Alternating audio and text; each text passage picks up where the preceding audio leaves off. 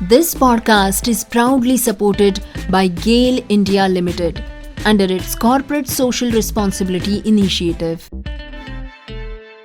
अब आईआईटी का सपना सिर्फ सपना नहीं रहेगा। बहुत से पर्सन्स विद डिसेबिलिटीज आईआईटी में पढ़ना चाहते हैं, लेकिन एक्सेसिबल स्टडी मटेरियल, सही मेंटरिंग और एक्सपर्ट गाइडेंस ना मिलने के कारण ये सपना अधूरा रह जाता है।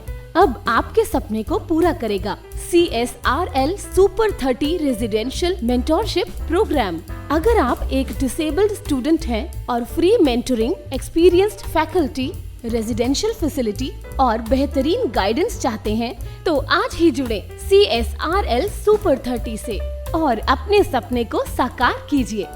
सिर्फ 30 सीट्स अवेलेबल हैं, देर ना करें, आज ही रजिस्टर करें। कॉल 7428582416। ईमेल करें shivamsharma@csrl.in। प्रोग्राम बदलता दौर में आपका स्वागत करता हूं। बेहद खास मेहमान से आपको मिलवाने वाले हैं और एक बहुत इंपॉर्टेंट टॉपिक हम डिस्कस करने वाले हैं। जो आज के हमारे मेहमान हैं बहुत खास हैं, उनकी लाइफ जर्नी बहुत इंस्पायरिंग है। बड़े बड़े कॉर्पोरेट्स में उन्होंने काम किया है, इंडिया और अब्रॉड से स्टडी की है, बिजनेस ओनर है, एंटरप्रेन्योर है और बहुत कुछ है जो आपको इस पॉडकास्ट में सुनने को मिलेगा। आज हम बात करेंगे कैसे पर्सन्स विद डिसेबिलिटीज एंटरप्रेन्योर बन सकते हैं, कैसे हम लोगों को अवेयर कर सकते हैं, कैसे हमें एक्टिविज्म करना चाहिए, क्यों ये जो जर्नी है एंटरप्रेन्योर की अब हमारे देश में जरूरी हो गई है पर्सन्स विद डिसेबिलिटीज के लिए। तो आज की जो हमारी गेस्ट है सुराश्री रहाणे जी, आइए उनका स्वागत करते हैं और जानते हैं उनके बारे में। सुराश्री जी, बहुत बहुत स्वागत रेडियो उड़ान पे। Thank you Danish, thank you so much. And first of all मैं आपको कॉन्ग्रेचुलेट करना चाहूँगी कि आपने रेडियो उड़ान जैसा एक मंच और एक अपॉर्चुनिटी इंडिया में पीपल विद डिसेबिलिटीज़ के लिए लाई है, उनके स्टोरीज़ के लिए और उन तक इन्फॉर्मेशन पहुंचाने के लिए लाई है। सो congratulations on that. Thank you. तो सबसे पहले हमें थोड़ा सा अपने बारे में और अपनी डिसेबिलिटी के बारे में बताएं। Yes, so Danish, I am born with multiple disabilities क्योंकि मेरी फैमिली में हेरिडिटरी डिसेबिलिटीज है। So even my father, my aunt, from my grandmother's side it has come into our family. और क्योंकि हेरिडिटरी जनरेशनल डिसेबिलिटीज आई है family में, तो मुझे भी मल्टीपल लेवल्स है। तो क्लब फुट है, पॉलीमेलिया है, बट उस चीज़ के वजह से मेरे काफ़ी ऑपरेशंस भी हुए हैं since I was a child till date, but because it was in the family, I think people had gotten very used to कि अरे हमें इसको मैनेज कैसे करना है, और how do we get over the fact that we have certain disabilities and continue with our life in a much more sensible way and in a much more value added way to the society as well. So I was born in this family. Education was always very very important. तो मैंने schooling अपनी Saint Patrick Convent High School Deolali Camp से की। I was first in Nashik district in the disability category. I was first in my town overall in 10th standard.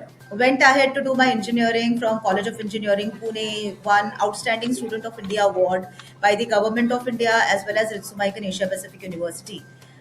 Went ahead to do my MBA from FMS Delhi. Got a chance to work in PepsiCo under Indira Nooyi's Tomorrow's Leaders program in India as well as in Thailand. Worked in HP. I am a TEDx speaker. I am a visiting speaker in University of Pennsylvania, in IIM Lucknow, FMS Delhi, and multiple other programs. So yeah, I think I am trying to do something that is from an entrepreneurial background, from a corporate background, as well as something that is a pro bono disability activism and advocacy as well. बिल्कुल। तो ये कौन नहीं जानता है आपके बारे में। तो ये बताएं कि दो तीन चीजें हैं। नासिक की जब हम बात करते हैं तो कोई बहुत ज्यादा अवेयरनेस नहीं है वहां पे, लेकिन आपका वहां से आना, इतनी हाइट तक पहुंचना, क्या इंस्पिरेशन थी? एक ये। दूसरा, मैं पढ़ रहा था आपके बारे में, आपका जब आप 8th स्टैंडर्ड में पढ़ रही थी तो तब आपका बहुत पेनफुल ऑपरेशन हुआ था, बावजूद उसके आपने वॉकर के साथ स्कूल जाना जारी रखा। और हमें तो बहाना चाहिए होता था छुट्टी मारने का। तो ये कहाँ से इंस्पिरेशन आती थी आपको? How you were so strong? So Darishi, I come from this family जो काफी पेट्रियार्किकल है. तो हमें पता है कि हमारी सोसाइटी काफी पेट्रियार्किकल है. तो हम पेट्रियार्किकल थॉट प्रोसेस से, उस अग्रेशन से, उससे चलते हैं. पर मेरी family has always been very matriarchal. So sensitivity and doing something for people, having that emotional aspect while having something which is very inspirational to do for the future. तो ये मेरे फैमिली के ही वैल्यूज रहे हैं. मेरे दोनों भी grand parents, मेरी ग्रैंड मदर और मेरे ग्रैंडफादर दोनों फ्रीडम फाइटर्स थे. मेरी ग्रैंड मदर जब वो 9 इयर्स की थी तब वो फ्रीडम फाइटर्स को सीक्रेटली लेटर्स डिलीवर करने जाती थी. और क्योंकि वो 9 इयर्स की थी तो कोई ब्रिटिश के पुलिस वाले उनको रोक नहीं पाते थे या उनको कुछ पूछते नहीं थे. So she used to do that, right. So a lot of courage is something जो मेरे फैमिली में पहले से ही है. और जब हमें फ्रीडम मिला और जब मेरी आंट भी, she was very young and she has all of the conditions that I have. Actually I took all of the conditions that she has. तो and she was born in the 1930s basically. तो तभी तो मतलब लड़कियां school भी नहीं जाती थी. तो she was born with so many physical disabilities. तो उनके लिए तो पूरे सोसाइटी ने होप्स छोड़ दिए थे कि ये अगर घर में रह के कुछ काम भी कर ले तो भी हमारे लिए बहुत है. बट क्योंकि मेरी दादी इतनी करेजियस थी, इतनी ओपन माइंडेड थी और इतनी फॉरवर्ड थी उस टाइम में भी, तो मेरे दादी ने और मेरे दादाजी ने डिसाइड किया कि नहीं, उन्हें पढ़ाना है. और मेरी बुआ हमारे गांव की सबसे पहली लड़की बनी जो स्कूल गई, सबसे पहली लड़की बनी जो डॉक्टर थी. और उन्होंने वापस हमारे गांव में आके एक हॉस्पिटल शुरू किया जो आजू बाजू के 20 गांवों को सपोर्ट करता था इन देयर गायनोकोलॉजिकल नीड्स, क्योंकि तभी फीमेल गायनोकोलॉजिस्ट भी बहुत ज्यादा नहीं हुआ करती थी. So she was a female gynecologist who used to support all of the females in 20 villages around. तो इस टाइप की मेरी फैमिली लेगेसी रही है. My father is also a civil engineer, my other aunt was a teacher, my uncle was an architect. So extreme importance हमारे family में दिया गया था एजुकेशन को. एंड एज आई सेड कि इन्होंने काफ़ी पहले से समझ लिया था कि education is the way to grow in life. और वो आपको हेल्प करेगा आपका खुद का पर्सपेक्टिव इम्प्रोवाइज करने में और इस समाज में हम सारी चीजें लांघ कर आगे कैसे जा सकते हैं ये फिगर आउट करने में. सो हाँ, ये करेज, परसिवियरेंस और ग्रिट मुझे अपनी फैमिली से ही मिला है. ये सपोर्ट और कॉन्फिडेंस मुझे अपनी फैमिली से ही मिला है. और इसीलिए मैं कहती हूँ, इवन दो मैं एक गांव से आती हूँ, फिर भी गांव से आते हुए भी मैं एक प्रिविलेज फैमिली से बिलोंग करती हूँ, क्योंकि मैं एक एजुकेटेड फैमिली से बिलोंग करती हूँ जिन्होंने कभी भी डिसेबिलिटी को एज अ चैलेंज नहीं देखा but as a part of life देखा. और ये डिसाइड किया कि अरे हमें इसको लेके आगे कैसे बढ़ना है जिंदगी में और प्रोग्रेस कैसे करना है और हम सोसाइटी के लिए क्या कर सकते हैं. बिल्कुल. देखिए, एक बात होती है उनका सपोर्ट करना, लेकिन at the end of the day जो चीजें बेयर करनी है वो आपको करनी है. इनएक्सेसिबिलिटी हो गई. जब आप पढ़ रही थी, आपने इंजीनियरिंग की, आपने बताया, तो एक तो बताएं कि इंजीनियरिंग क्यों चूज किया आपने. बहुत कम लड़कियां जाती थी इस फील्ड में और बहुत सारे चैलेंजेस तो आपने फेस किए होंगे. तो कैसा एक्सपीरियंस था आपका एजुकेशन में और साथ ही साथ कॉर्पोरेट वर्ल्ड में, अलग अलग कंपनीज में आपने इंडिया और ओवरसीज में सब किया. तो how was your experience as a person with disability?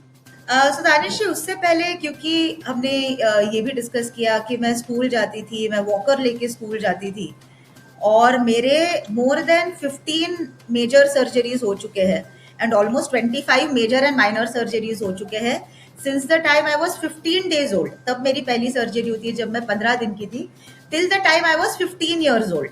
तो मेरी जिंदगी के पहले साल जब मैं स्कूल में थी, पहले 15 साल, तब मेरे सर्जरीज में ही सबसे ज्यादा टाइम मेरा गया है. पर मेरे पेरेंट्स मेक श्योर करते थे कि वो समर में सर्जरीज हो जाए. और पहले स्टार्टिंग में ना डॉक्टर ने मुझे बताया था कि अरे तुम्हारी एक मेजर सर्जरी होगी, जो एक्चुअली 8th स्टैंडर्ड में नहीं हुई थी, वो 4th स्टैंडर्ड में हुई थी. तो मैं 8 साल की थी तभी और मुझे स्कूल जाना बहुत पसंद था. I was always a very studious person. मैं फर्स्ट आती थी, मैं एलिक्यूशन में थी, मैं स्विमिंग कॉम्पिटिशन्स में जाती थी, मैं सिंगिंग करती थी. तो डॉक्टर ने बताया कि ये एक नया टेक्निक है इलिज़ारो, और इसके अंदर आपकी सर्जरी होगी तो आप चल नहीं पाओगे, क्योंकि आपके पैरों में रॉड डाले जाएंगे जिससे आपकी बोन्स की लेंथ इंक्रीज होगी. तो उस वजह से आप मे बी 1-2 साल स्कूल नहीं जा पाओगे, because it's a very painful process, और वो अपैरेटस आपके पैर में होगा 2-3 साल. तो ये सुन के मैं छोटी थी, मैं बहुत दुखी हुई कि अरे मुझे तो स्कूल जाना पसंद है और डॉक्टर मेरे लिए ये डिसीजन कैसे ले रहे हैं. और मेरे पेरेंट्स थोड़ा डॉक्टर की बात भी मान रहे थे, because he was the expert in this, right. But मुझे अंदर से ये पता था कि अगर मैं ट्राई करूंगी और अगर मैंने ये अचीव कर लिया कि मैंने स्कूल मिस नहीं की 1 भी साल, राइट, तो this would be a very huge win for me, और फिर मैं अपने दोस्तों के साथ ही नेक्स्ट क्लास जा पाऊंगी. तो मुझे वापस एक क्लास रिपीट करके नए दोस्त बनाने की जरूरत नहीं है. You know how you think as a child. तो तभी जब ऑपरेशन हुआ, मैं घर आई, तो मैं उठने की कोशिश करती थी. ऑफ कोर्स बेड रेस्ट पे ही थी पहले 3 महीने, तो कभी बेड के सहारे, कभी वॉकर के सहारे, कभी पेरेंट्स को पकड़ के मैं उठने की कोशिश करती थी. और 3 महीनों में मैंने इतनी स्ट्रेंथ तो पाली कि मैं वॉकर को पकड़ के एटलीस्ट चल पाऊँ, थोड़ा सा 2-3 स्टेप्स तो मैं चल पाऊँ. तो then we contacted our school, और स्कूल ने बोला कि ठीक है, हम क्लासरूम नीचे ले लेंगे ग्राउंड फ्लोर पे, और वहां तक गाड़ी आ जाएगी, तो आपको बस गाड़ी से उठा के हमें क्लासरूम में रखना है. तो इवन दो I was in a convent school, मैं जब स्कूल जाती थी तो स्कूल के कुछ वो जो अंकल्स होते थे और मेरे फादर, वो मुझे उठा के वहां पे क्लासरूम में लेके जाते थे. नीचे एक गद्दा डला हुआ होता था, बाकी सब लोग बेंच पे बैठे हुए हैं, मैं अकेली उस गद्दे पे बैठती थी, क्योंकि my love for education was way too much. और जो लोगों को शर्म आने वाली जो बात है, क्योंकि मेरे फैमिली ने मुझे इस चीज के लिए इतना प्रिपेयर किया था, मुझे इसमें कुछ ऑड नहीं लगता था, मुझे इसमें कुछ शर्म नहीं आती थी. और अगर मुझे अपनी क्लास भी नीचे शिफ्ट करवानी है तो मैं स्कूल को एटलीस्ट बोल पाती थी कि प्लीज आप मेरे लिए कर दीजिए, क्योंकि मुझे पढ़ना है. So that was the entire thing. And similarly, like when I decided to go for my engineering, 10th में मैं, एज आई सेड, मैं टॉपर आई थी अपने टाउन में ओवरऑल. तो मेरे पास 2 ऑप्शंस थे, एक तो यूपीएससी करने का या फिर इंजीनियरिंग करने का. But I was so interested in computers as a field, और लोग मुझे यही बोलते थे that you know as a person with disabilities computers will be a very good field for you. But then मैंने कभी वो चीज ध्यान में नहीं लाई कि as a person with disabilities मुझे सिटिंग जॉब चाहिए. But I just love computers as a subject. तो मुझे जब आउटस्टैंडिंग स्टूडेंट ऑफ इंडिया का अवार्ड मिला तो मुझे स्कॉलरशिप भी मिली to study in Japan. But Japan की उस यूनिवर्सिटी में इंजीनियरिंग का कोर्स नहीं था और मुझे इंजीनियरिंग ही करना था.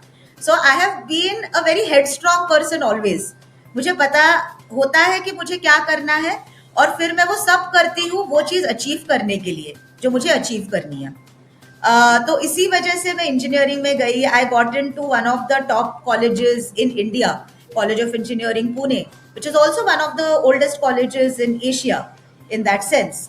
वहाँ पे मुझे बहुत अच्छे मेंटर्स मिले दानिश. तो जो हमारे डायरेक्टर सर थे, डॉक्टर अनिल सहस्त्रबुद्धे सर, फिर there was Sanjay Inamdar sir who was the founder of the entrepreneurship incubation centre in COEP, and there was Dr. APJ Abdul Kalam sir who was the mentor for the incubation center. तो जब मुझे इतने अच्छे mentors अपने college में मिले जिन्होंने मुझे इतना एनकरेज किया, तो मेरे एंटरप्रेन्योरशिप के मेंटर से मैं ये सीखी कि we don't have to be job seekers but we have to be job creators. और ये थॉट हमेशा मेरे साथ रहा जिंदगी भर. और जब मैंने doctor APJ Abdul Kalam sir को भी पूछा कि सर आप तो इंडिया के प्रेसिडेंट रह चुके हैं, तो आप बेसिकली पॉलिटिक्स और वहाँ की इश्यूज के बजाय आप हमारे साथ स्टूडेंट्स के साथ टाइम स्पेंड करना क्यों प्रेफर करते हैं. तब सर ने बोला था कि students are the future of this country, and when I'm spending time with students I'm actually building the future of this country. तो ये मेरे साथ काफी सालों तक रहा, and that's the reason, like post my engineering MBA, post Pepsi HP, मैंने अपना स्टार्टअप भी किया, और मेरी लास्ट स्टिंट थी I was the director of an engineering college in Pune. Wow, great. और थोड़ा सा ये बताएं कि कॉर्पोरेट में कैसा एक्सपीरियंस रहा। चैलेंजेस तो आपको बहुत सारे आए ही होंगे इन एक्सेसिबिलिटी के, how did you manage that? So Danish, in accessibility के चैलेंजेस तो बहुत पहले से आ रहे हैं। जैसे जब मैं 11th-12th में थी, मुझे अपने कॉलेज जाने के लिए बस पकड़नी पड़ती थी। बस की सीढ़ियों की हाइट बहुत ज्यादा हुआ करती थी, तो मैं वहां से गिर जाती थी। मैं कॉलेज में थी तो कभी कभी कुछ कुछ लैब्स 4th फ्लोर पे होते थे, तब लिफ्ट नहीं होती थी, तो मैं सीढ़ियों से जाती थी। बट तभी मैं शायद इतनी स्ट्रॉन्ग या कन्विंस्ड नहीं थी कि बहुत आवाज उठा के बोल पाऊँ कि नहीं, आप ये नीचे ही लीजिए। और मैं खुद को इतना एम्पावर्ड फील करती थी कि ओके, मैं ये कर लूंगी। तो even though there were all of these issues, मैंने वो कर लिया। बट अगर going back, if I think about it today, मैं आवाज उठाती और मैं कॉलेज को और एक्सेसिबल बनाने के लिए और क्लासेस और लैब्स को और एक्सेसिबल बनाने के लिए काफी ट्राई करती, एक कम्युनिटी बनाती और उस चीज को सपोर्ट करती, because it was not just for me but it was for everybody else. और when I went to corporate, right, the first problem was not about accessibility, the first problem was about mindset. तो मैं किसी interview में भी अगर जाती थी तो लास्ट राउंड तक जाके एचआर मुझे पूछते थे कि इस जॉब में ट्रैवल लगेगा काफी ज्यादा, and as a person with disabilities will you be able to travel, या आपको हम एचआर वाला जॉब दे दे या आपको हम ऑफिस वाला जॉब दे दे। और मुझे ट्रैवलिंग वाला जॉब, मुझे सेल्स वाला जॉब पहले से ही करने का बहुत मन था, क्योंकि जो भी मैंने अपने मेंटर्स देखे हैं, like Indira Nui and multiple other people, right, many of them have had their experience in sales, और मुझे हमेशा एक लीडर बनने की ही इच्छा थी। तो मैंने बोला as a leader I have to know everything. अगर मैं ऑफिस में बैठी रही तो मुझे कैसे पता चलेगी कुछ चीजों के बारे में। सो इट इज बेटर कि मैं लोगों को तभी कन्विंस करती थी कि नहीं सर, आप मुझे मतलब सपोर्ट कीजिए, ये अपॉर्चुनिटी दीजिए, and I will make sure that I make you proud in this opportunity. तो एक दो बार तो इंटरव्यूज सक्सेसफुल नहीं हुए, मुझे वो जॉब्स नहीं मिले। I was very sad, but I continued with my trials, with my convincing power to people outside. और ऐसे ही फिर पेप्सिको में एचआर को मैंने कन्विंस किया, उन्होंने मुझे ये अपॉर्चुनिटी दी to be a part of PepsiCo. और इन द फर्स्ट 12 मंथ्स जब मैं एरिया सेल्स मैनेजर थी, तो 4 बार area sales manager of the month का अवार्ड भी मुझे मिला, क्योंकि मैंने अपने टारगेट्स ट्रैवल करके उससे भी ज्यादा हाईली अचीव किए। Because I wanted to prove to the ecosystem that yes, people with disabilities can also come in all of the job sectors and they can perform very well. Absolutely, ये एक passion भी रहता है और mind में भी रहता है कि हमें एक्स्ट्रा परफॉर्म करना है, ताकि हमारा फेल होना एक सेक्टर के फेल होने के लिए लिया जाएगा। ये हमारे ऊपर एक लायबिलिटी भी है, but you handled it so beautifully. पर आपने थोड़ी देर पहले कहा कि you wanted to be job creator rather than job seeker. फिर आपने कॉर्पोरेट में जॉब क्यों की? आपने शुरू में यही क्यों नहीं किया कि मुझे जॉब क्रिएट्स करनी है? तो दानिश, इसकी बहुत इंटरेस्टिंग स्टोरी है। मेरे 2 लाइफ पाथ्स रहे हैं एकदम पैरेलल। तो जब मैं इंजीनियरिंग में थी 19 इयर्स की, that time I was the youngest vendor.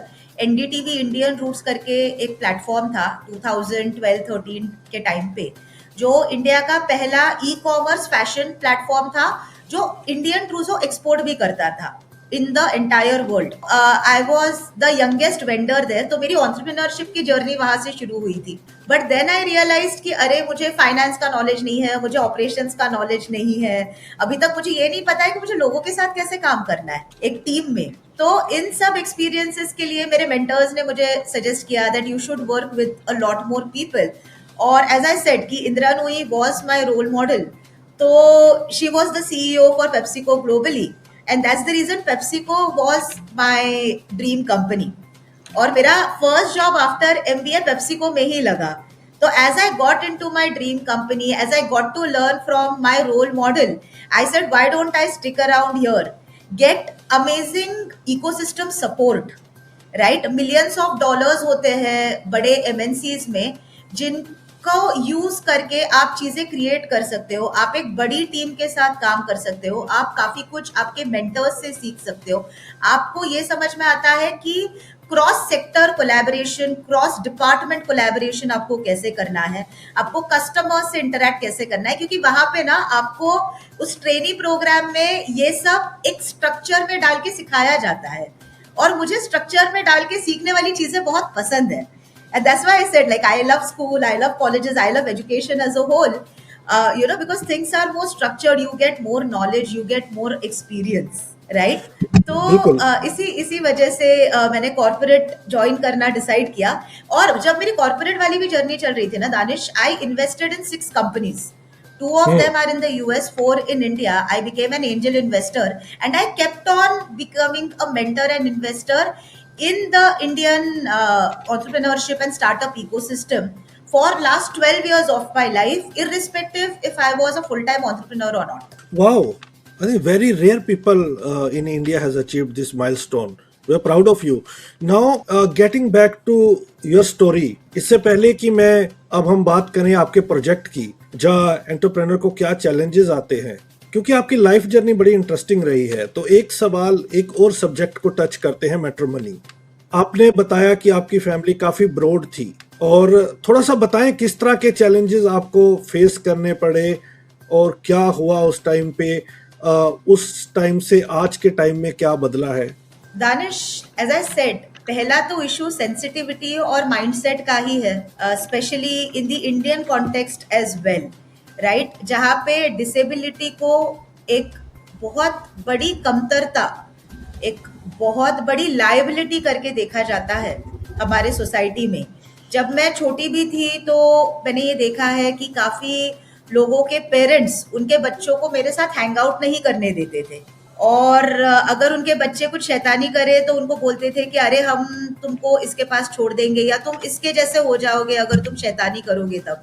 तो मुझे बचपन में नहीं समझ में आता था, बट देन आई रियलाइज्ड कि माइंडसेट बच्चों का ऐसे क्यों होता है, क्योंकि उनके पेरेंट्स उनको ये बता रहे हैं कि अरे तुम हमारी बात नहीं मानोगे तो तुम ऐसे हो जाओगे, ऐसे मतलब तुम्हें कोई डिसेबिलिटी आ जाएगी, राइट. तो ये सारी चीज़ों के साथ तो मेरा बचपन गया है, इन चीज़ों के साथ मैं ग्रो हुई हूँ. And when I went in COEP, तब मैंने डेट किया अमोल को. अमोल मेरा बैचमेट भी था, वो मेरे सिटी से भी था. हम पहले कभी मिले नहीं थे, पर जब हम मिले, हम लोगों ने एक प्ले किया साथ में जिसका नाम था मॉडर्न रामायण, जिसमें उसने रावणा का रोल किया, मैंने सीता का रोल किया. और उस प्ले के बाद हम बहुत अच्छे दोस्त बन गए, और वो दोस्ती धीरे धीरे प्यार में बदल गई. और हमने डिसाइड किया 3rd ईयर 4th ईयर तक कि हमें एक दूसरे के साथ शादी करनी है. तो मैंने अपने पेरेंट्स को, क्योंकि वो बहुत ब्रॉड माइंडेड थे, तो मैंने उनको बताया, और अमोल ने भी अपने पेरेंट्स को बताया. But Amol, because he came from a very conservative background, तो उसके पेरेंट्स ने तुरंत ही मना कर दिया. उन्होंने बोल दिया कि नहीं, she is a person with disability, तो हम तुम्हारी शादी के लिए हाँ नहीं कर सकते इसके साथ. तुम कोई और लड़की देख लो, या तुम्हारी इंजीनियरिंग के बाद हम तुम्हारे लिए लड़की ढूंढ के तुम्हारी शादी कर देंगे. तो वो ये टॉपिक डिस्कस करने के लिए ही रेडी नहीं थे. जब भी अमोल उनसे डिस्कस करने की कोशिश करता था, उनको बोलता था कि ये इतनी इंटेलिजेंट है और हमारे थॉट्स इतने मैच करते हैं, बट वो बोलते थे कि नहीं, इस बारे में बात ही नहीं करनी हमें. तो ऐसे सब चल रहा था, तो अमोल ने घर पे बात करनी बंद कर दी. और हमारे इंजीनियरिंग के बाद हमने पहले तो भाग के कोर्ट मैरिज किया, और उसके बाद हमारी शादी जो है वो बैंड बाजा ब्राइड विद साब्यासाची, उस पे भी फीचर हुई. और जब हमने भाग के कोर्ट मैरिज किया, उसके बाद हमने अमोल के घर वालों को बताया, तो उन्होंने हमें घर से निकाल दिया. एकदम हिंदी मूवी का सीन होता है ना दानिश, वैसे वो सीन था कि हम दोनों उसके घर में गए, मैंने मंगलसूत्र और सिंदूर लगा रखा था, और उसके पेरेंट्स को तब समझ में आया कि ये शादी करके आए, और उन्होंने जैसे हम गए थे वैसे ही हमें घर से, दरवाजे से बाहर निकाल दिया. तो उसके बाद 7 साल दानिश हमारा उनका कोई कनेक्शन नहीं था, हमारी उनकी बात नहीं होती थी. पर कोविड में जब उसके दादाजी गुजर गए, उनकी ये लास्ट विश थी कि फैमिली हमें एक्सेप्ट करे, और in the last 5 years Amol के फैमिली ने हमें एक्सेप्ट किया है, और हम उनके साथ एकदम ही कंफर्टेबल है. बहुत हम एक दूसरे के साथ रहते हैं, और उन्हें भी जब से वो मुझे जानने लगे हैं और मैं उन्हें जानने लगी हूँ, तो हमारा रिलेशन बहुत अच्छा हुआ है. और now they are the most proud of मी.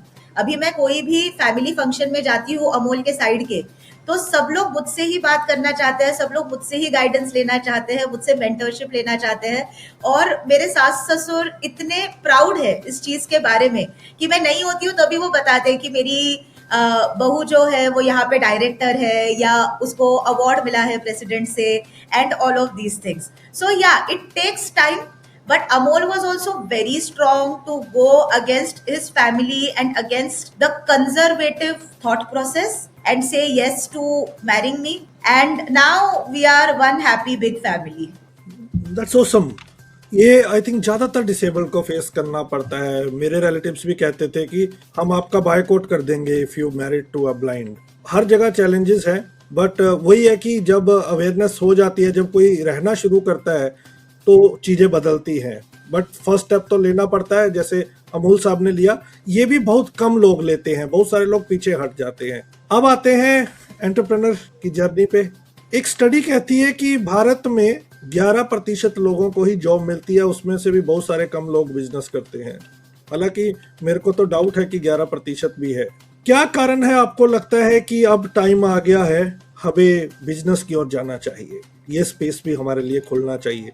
और जो आपका अभी प्रोजेक्ट है और एंटरप्रेन्योर बनाने का, वो क्या है, उसके बारे में बताएं। So, Danish, if we look at the numbers globally or the numbers in India, तो ग्लोबल WHO के हिसाब से 16% of the global population is people with disabilities, right? और यही अगर हम 16% नंबर इंडिया के लिए लेते हैं ना Danish, it goes around 30 crore people are people with disabilities. इनको कोई टेम्परेरी डिसेबिलिटी है, किसी को परमानेंट है, किसी को विजिबल डिसेबिलिटी है, किसी को इनविजिबल डिसेबिलिटी है, राइट? बट इंडिया में अगर हम ऑफिशियल नंबर देखें ना, तो वो बोलता है सिर्फ 2.2% of the population is people with disabilities, which is extreme under counting. तो एज यू राइटली सेड कि 11% भी नंबर सही है या नहीं, ये हमें नहीं पता, क्योंकि इंडिया में अंडर काउंटिंग है। इंडिया में आज बहुत तरह की डिसेबिलिटीज को माना नहीं जाता है। एक सरकार की तरफ से उनको डिसेबिलिटी सर्टिफिकेट के लिए मान्यता नहीं दी गई है। तो अंडर काउंटिंग है, स्टिग्मा है, सोसाइटल स्टिग्मा आज भी बहुत ज्यादा है। मेरे काफी दोस्त है, काफी पहचान के लोग हैं, अगर उन्हें थोड़ा सा भी डिसेबिलिटी है या वो थोड़े से भी ऑटिज्म स्पेक्ट्रम पे है, तो उनके पेरेंट्स, उनकी फैमिली उनको फैमिली फंक्शंस में नहीं लेके आती है, उनको स्कूल्स नहीं भेजती है, क्योंकि उन्हें भी समझ में नहीं आता that how do we deal with it. तो I think teaching the parents and the teachers sensitivity is also very important, क्योंकि वहां से फिर हम आगे जाएंगे।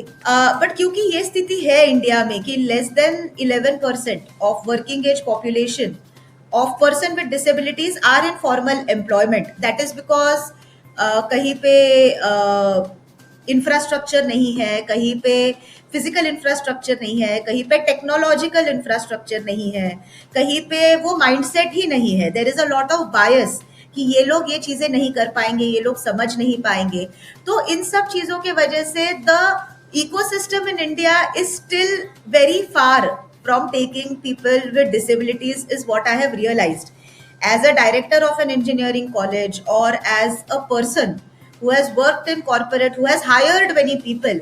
I have seen the kind of doubts that are raised, right? कि अगर मैं किसी को, अगर विजुअली इम्पेयर्ड है, उनको मैं लेना चाहूंगी, बट अगर हमारे सिस्टम्स, हमारे प्रोसेसेस, हमारे सॉफ्टवेयर उनके लिए नहीं बने हुए हैं, तो मैं उनको कैसे ले पाऊंगी अपने टीम में? और यही एचआर मुझे काफी ज्यादा समझाते थे। और इससे मैं एक चीज समझ गई कि पीपल विद डिसेबिलिटीज को एक एंटरप्रेन्योरशिप और इंट्राप्रेन्योरशिप, इन दोनों माइंडसेट में आने की बहुत जरूरत है।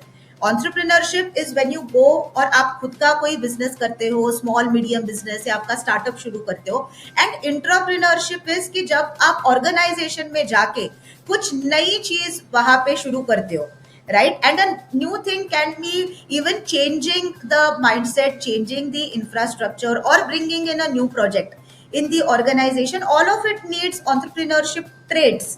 All of it needs for you to be very innovative, for you to take a lot of risks as well, right? And as you rightly said, हमने स्टार्टिंग में ये डिस्कस किया कि we try to overcompensate for our disability, कि हम बहुत sincerely काम करते हैं, हम अपने काम को ज्यादा टाइम हम अपने काम के लिए लगाते हैं, हम रिस्क लेते हैं, बट हम उसको विद आवर एक्शंस सपोर्ट भी करते हैं।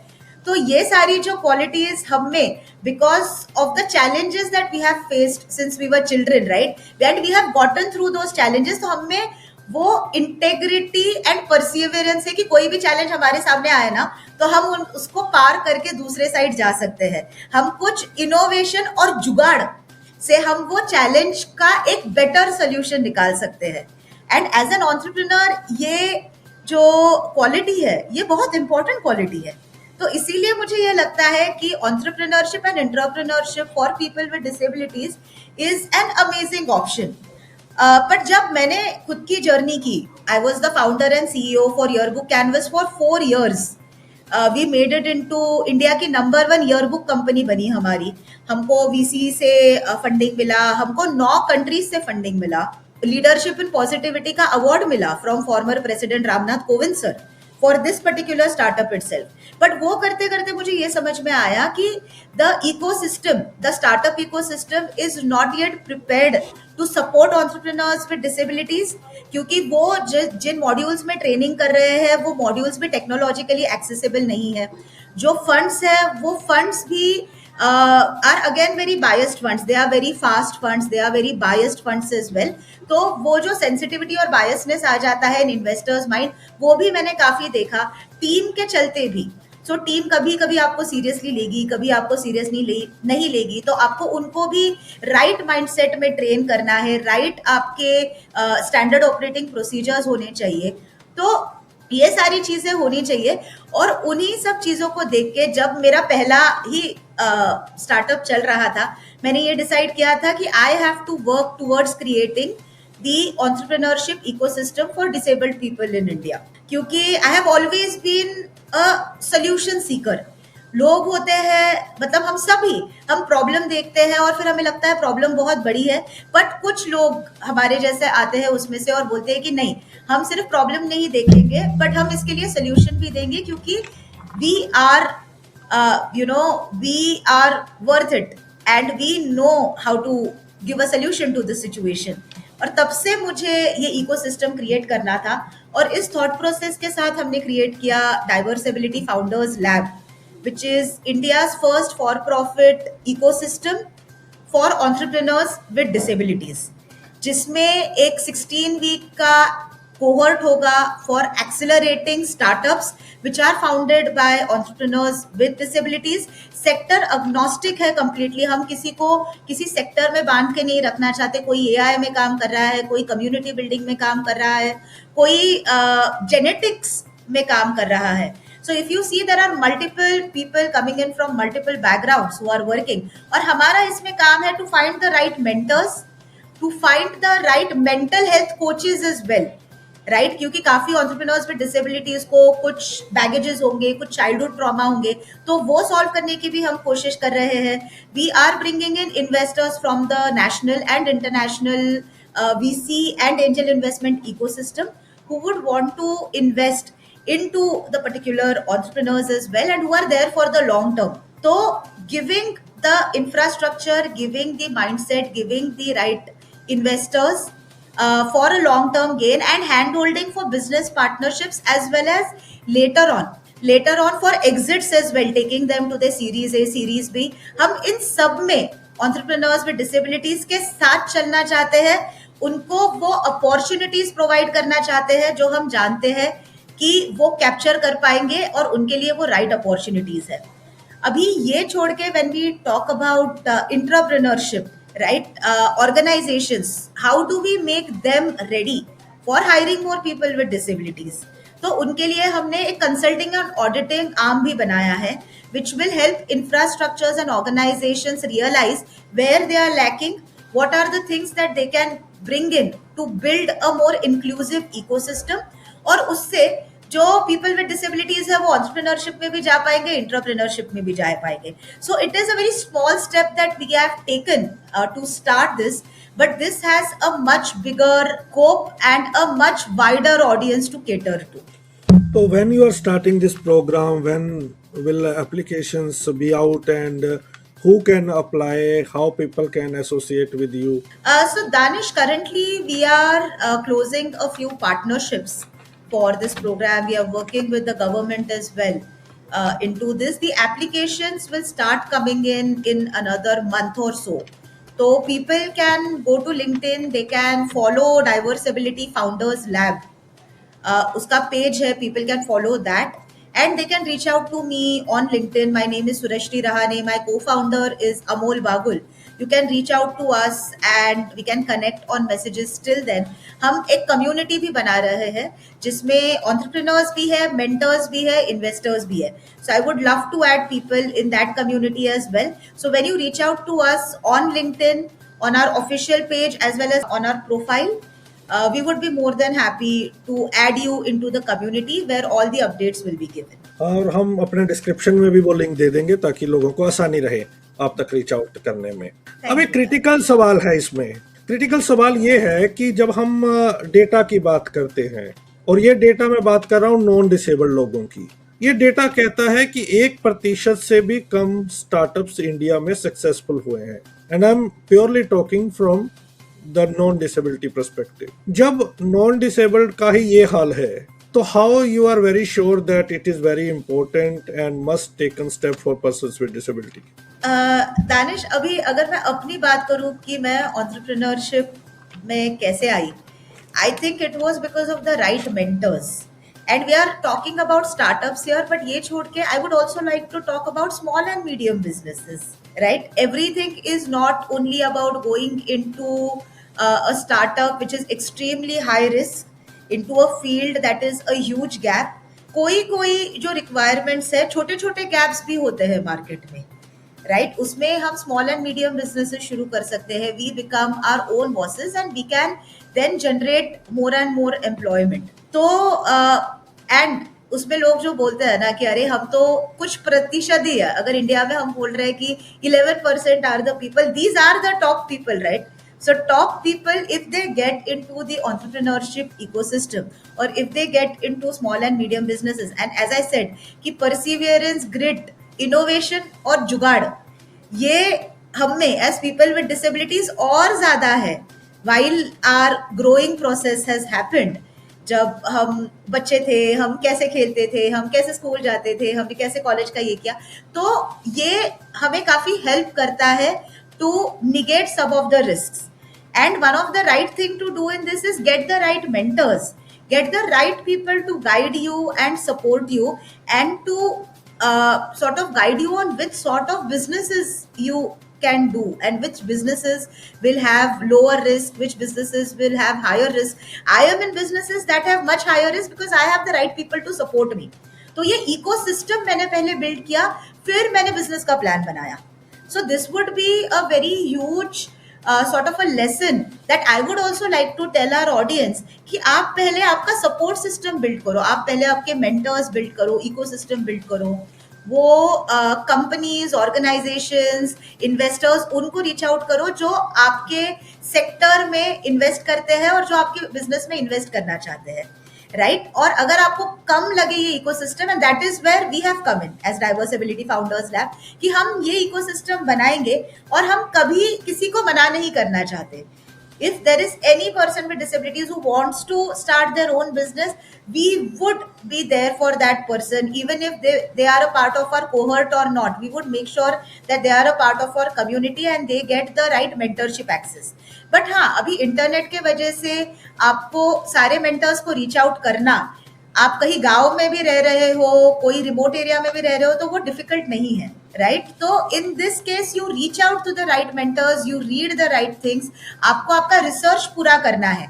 आई think many of these startups which fail, कभी कभी रिसर्च पूरा नहीं होता है, कभी मार्केट आपके प्रोडक्ट के लिए रेडी नहीं होता है, कभी वॉर हो जाता है तो मार्केट डाउन हो जाता है. सो अनसर्टेनिटीज आती जाती रहती है. पर दानिश, आज अनसर्टेनिटी कहाँ नहीं है.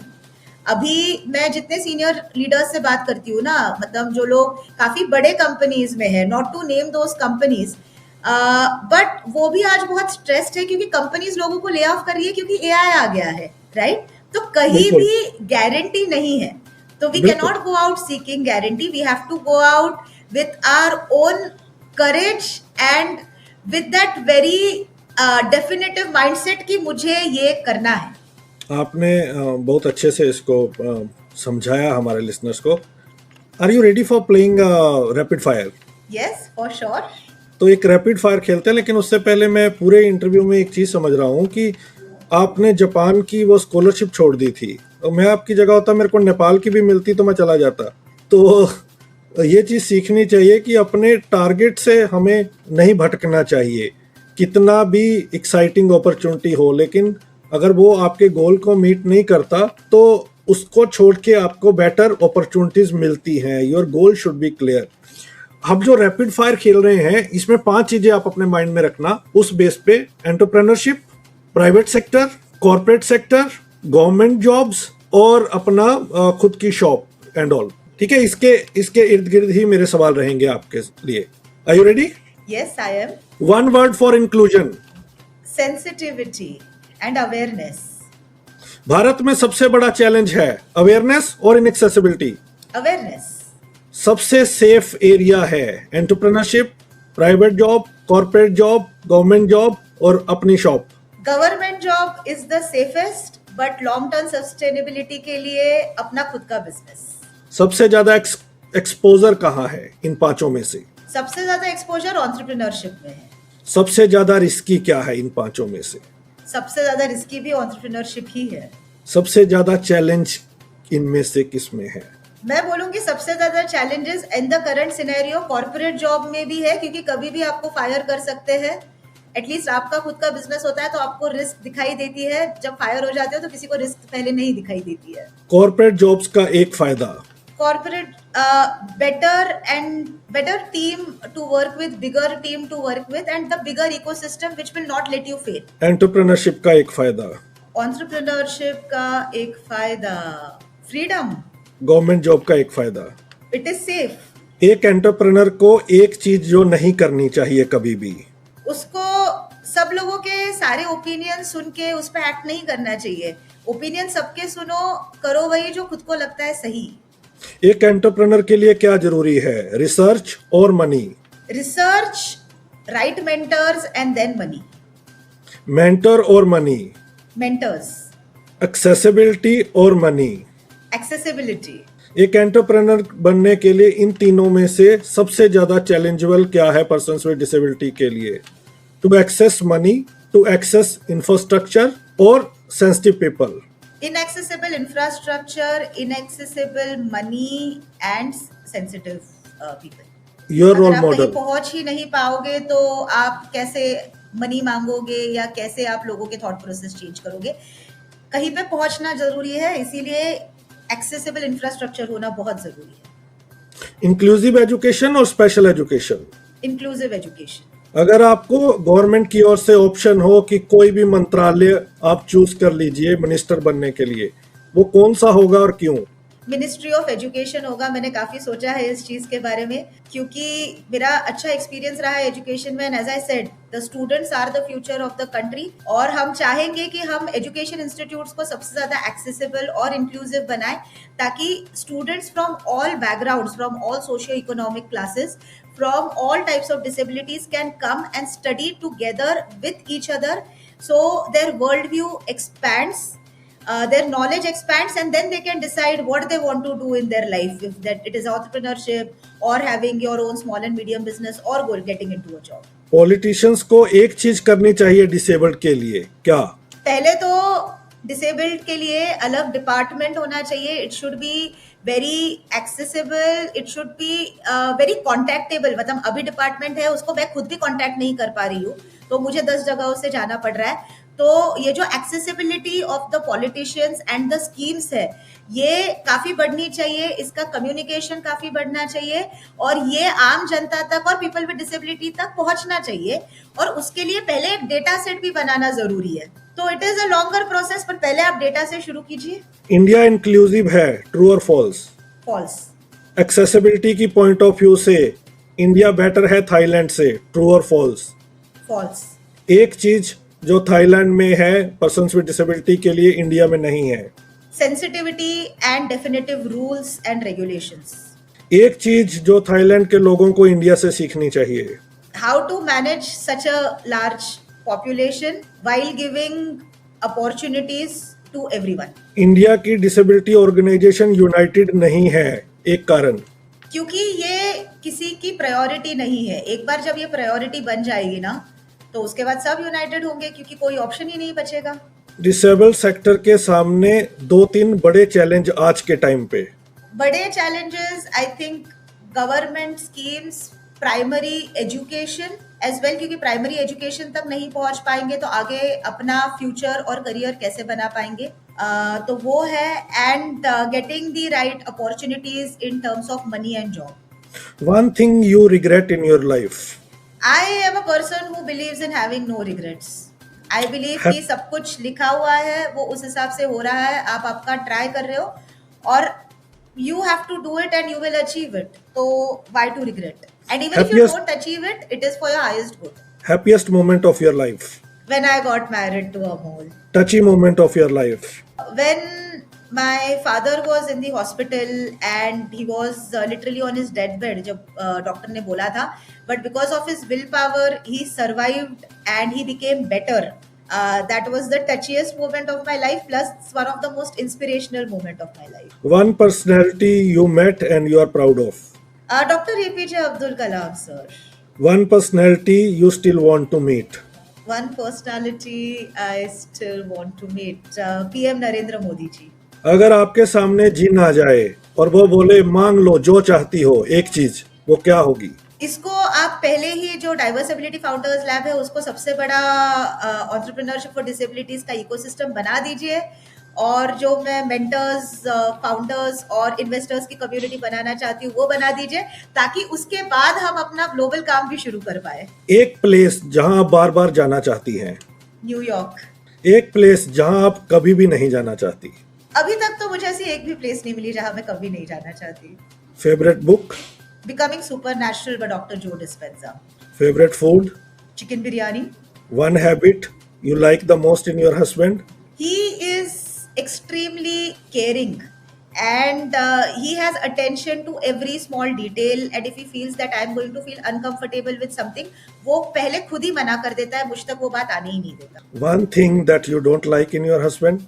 वो काफी ज्यादा डीप में सोचता है, तो जो चीजों पे सोचने की जरूरत भी नहीं है उस पे भी वो काफी टाइम लगा के खुद को डिस्टर्ब कर लेता है।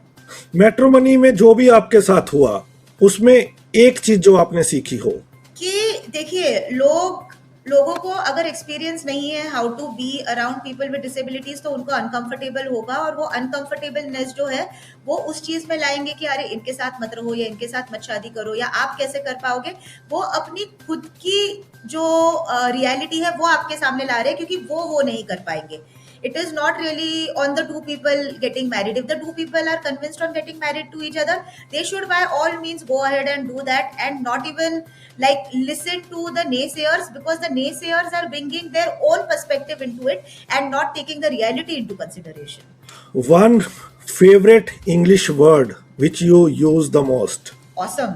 चलिए awesome के साथ ही यहाँ पे हम इस प्रोग्राम को समाप्त करते हैं, और ये पॉडकास्ट भी awesome रहा है, and I think we have discussed everything in detail and we'll keep talking because it's very important subject and it has many dimensions and aspects. So hopefully in coming weeks we'll come up with the plan, what are the topics, what are the areas we can discuss more and more. Thank you so much Surashri ji, very inspirational life, and I thoroughly enjoyed talking to you. Thank you, Danish ji. I also enjoyed the questions, and I think coming from the disability ecosystem, the questions were also much more meaningful and would add a lot of value. So yeah, thank you for curating such amazing session for me, Danish. Thank you so much once again listeners, thank you so much सुनने के लिए। कैसा लगा आपको show हमें बताइएगा, comment कीजिएगा। इस शो को ज़्यादा से ज़्यादा लोगों तक पहुंचाएं, जो लोग एंटरप्रेन्योर बनना चाहते हैं, बिजनेस की दुनिया में जाना चाहते हैं, जिनको इन्वेस्टमेंट के लिए पैसा चाहिए, जिनको मेंटोर चाहिए, जिनको सीखना है कि कैसे हम एंटरप्रेन्योर बन सकते हैं, कैसे जिंदगी में हमें लड़ना चाहिए, कैसे उतार चढ़ाव को फेस करना चाहिए। इस इंटरव्यू से आपको वो भी सीखने को मिला है। अगले सप्ताह मुलाकात होगी किसी और पर्सनैलिटी के साथ। दीजिए इजाजत, सुनते रहिए radio Dana flight of life. Bye bye. Friends सबको चाहिए, कंपेनियनशिप की जरूरत सबको होती है, और सबको चाहिए अपने मनपसंद का लाइफ पार्टनर। लेकिन पर्सन्स विद डिसेबिलिटीज के लिए ये इतना आसान नहीं होता। एक तो सोशल स्टिग्मा और ऊपर से ज्यादातर एप्स इनएक्सेसिबल। अब हो जाइए टेंशन फ्री, क्योंकि आपके लिए लॉन्च हो चुकी है इंडिया की ओनली इंक्लूसिव और एक्सेसिबल सोशल ऐप। जी हाँ, बडी अप नेटवर्क ऐप, जहां आप बना सकते हैं फ्रेंड्स, ढूंढ सकते हैं कंपेनियन और पा सकते हैं अपना लाइफ पार्टनर भी। तो आज ही डाउनलोड कीजिए बडी अप नेटवर्क ऐप और बढ़ाए एक कदम दोस्ती की ओर। Available in Hindi and English. ज्यादा जानकारी के लिए आप ईमेल कर सकते हैं admin@buddyyup.network पर। बडी अप नेटवर्क, अब दोस्त ढूंढने की छुट्टी। 10 years, one landmark law, millions of hopes. As the RPWD Act 2016 completes 10 years, Radio Udan, in collaboration with Mission Accessibility and Vidhi Center for Legal Policy, proudly presents a special series, 10 Years of RPWD. 10 years, 10 eminent voices, 10 defining conversations. What has changed in the last decade? What progress have we made? And what challenges still remain? From rights to accessibility, from education to employment. Join us for honest, insightful discussions on the journey of disability inclusion. With the support of Dr. Sunil Pehlajani. Coming soon only on Radio Udan. 10 years of RPWD. Because rights should be lived every day, not just written in law.